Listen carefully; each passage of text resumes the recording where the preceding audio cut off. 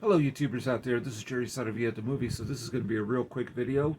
Probably for those of you who are regular viewers of my channel, know this was probably going to be a topic I would discuss, and of course I am. So, Disney wants to reboot Indiana Jones. Come out sometime in 2031. So that would commemorate 50 years of Raiders of the Lost Ark, since Raiders came out. Here's my thought on this. Obviously, Harrison Ford will not come back. We know that for sure. That is a done deal. It's over. The guy is now, I believe, as of this month, he's going to be 83 years old, which would have been the same age as my father if he was still living. So, we know this is not going to happen. If there is a new Indiana Jones movie, and it's starring a different actor, I will check it out.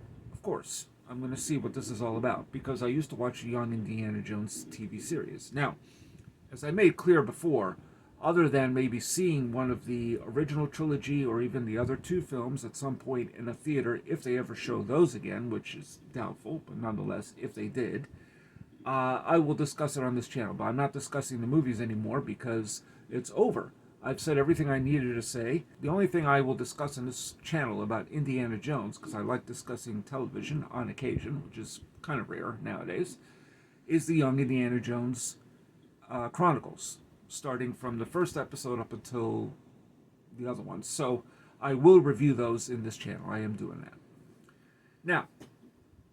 Now, those were played by different actors. Sean Patrick Flannery, and then I don't even remember the names of the ones that played Indiana Jones as a tot, and so on. But think about it. There are only two movies in this series that dealt with other cultures, other enemies who were not Nazis.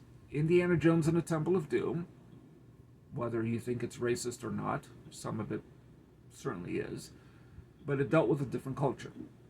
And Crystal Skull with Russians, right? Russians, the Cold War enemies, were central to James Bond for a very long time. So I guess the assumption is, well, with Indiana Jones, just bring back the Nazis. Because that's this video game that came out called The Great Circle, also has Nazis. Haven't played that game. So, I don't need that regurgitation again. I think we are done with Nazis. They are the types of villains that... nobody seems to really have an issue if they are villains in a movie. But you put an Asian villain or some other culture being represented, some other ethnicity, which makes sense towards Indiana Jones when you think about it, because, of course, he's a globe-trotting adventurer and world-renowned archaeologist, then yes, there should be a different villain. A different ethnicity. I'm sorry to say, that's just the way it is. I mean, you got to find a way to write it. Now, if they can't and they bring back Nazis, well, then it's just complete regurgitation. Dial of Destiny also brought back Nazis, but they did it in an interesting way, I thought. It's not apparently not very interesting to most Indiana Jones fans, but the idea of having a Nazi who is working with NASA, and we know those things happened. So that kind of made it slightly different from the norm.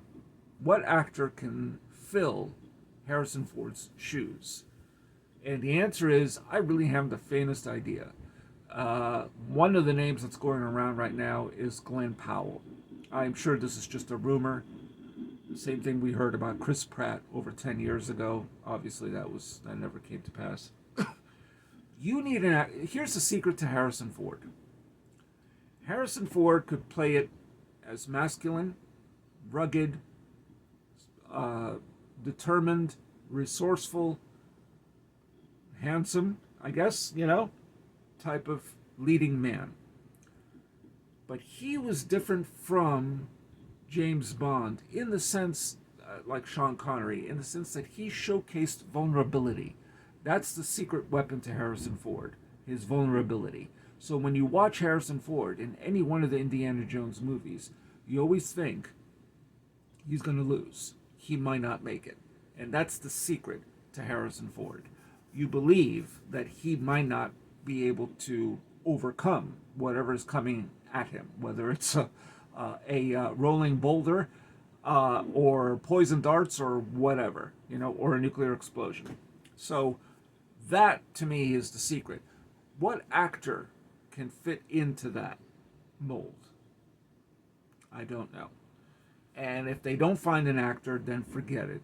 Don't bother. They're probably still going to do it. For all I know, who knows? They just might remake Raiders of the Lost Ark. And I probably will still see it, but I might not see that in a theater. You know what I mean? If you can't find a different story and an actor that can fill Harrison Ford's shoes specifically in that regard, then don't bother. If you need to bring back Nazis, don't bother. You may as well just create a new character. You know, at this point, it seems to me that Indiana Jones is ancient storytelling. It just doesn't exist anymore. Nobody's interested in that kind of thing really anymore, except for us fans. And we know it maybe has passed its time. That's it. I mean, that was kind of what Dial Destiny was all about anyway. That was one of its themes. I'm well past my time. I'm no longer relevant, that kind of thing. So, I don't know about this. I kind of figured this was going to happen. Disney cannot let go of certain, as they call it, IP. I like to just call it franchises, and I don't even like calling them that. So, series of films, let's put it that way, sequels. They can't let go. But, on the other hand, they just may decide to shoot this down completely and not even bother. So I would say, unless you come up with a good story, different villains from another world, another country or territory, and an actor that can fill Harrison Ford's shoes very specifically in that regard, then you've got a movie. But good luck with that. So that's all I got to say about that. Tell me your thoughts. Do you think they should bring back Indiana Jones? I don't know. It's just, to me, it's mind-boggling that this is even being considered. But I'm interested in knowing. I was interested in their spin-off series, and they canceled that. And that was before Dial Destiny was even out in theaters. That was going to be about Abner Ravenwood. I mean, why not make a movie about Marion Ravenwood? I mean, I know that sounds crazy, but I mean, okay, you could just stream it on Disney if that's the case. I mean, I would love to see Karen Allen kind of take center stage. Maybe she's involved in an adventure. That would be great. Why not? She could still do it. She doesn't have to be, under, being dragged by a truck or something. I mean, I don't know. Or maybe just let go of this series completely. I really don't know. Or do a limited TV series with Karen Allen as Marion. I think they could make that interesting. You could find something to do with that. Or that short round idea that people had a couple of years ago. What happened there? No? I don't know. So anyway, let me know your thoughts. Tell me what you think. And thank you to the new subscribers. I appreciate it. If you're new to this channel, please hit like and subscribe. I review movies and discuss topics like this, especially Indiana Jones, but anything cinematically related that I feel I can give, my 2 cents on. And that's about it.